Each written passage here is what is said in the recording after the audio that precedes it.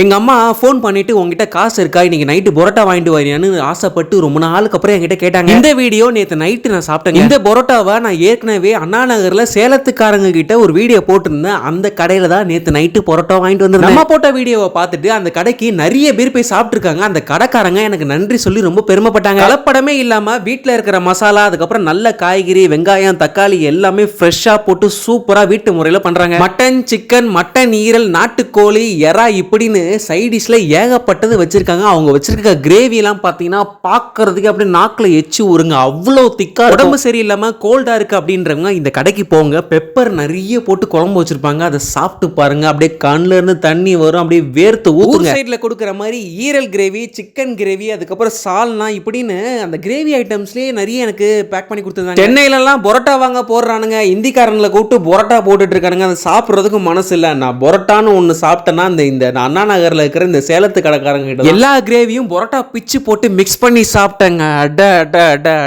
பரோட்டா அவ்வளோ சாப்பிட்டு, gravy super. காசு கொடுத்து தாங்க வாங்கி சாப்பிட்றேன், அப்படி ஃப்ரீயா சாப்பிட்றேன்னு நினைச்சிடாதீங்க. டாடா.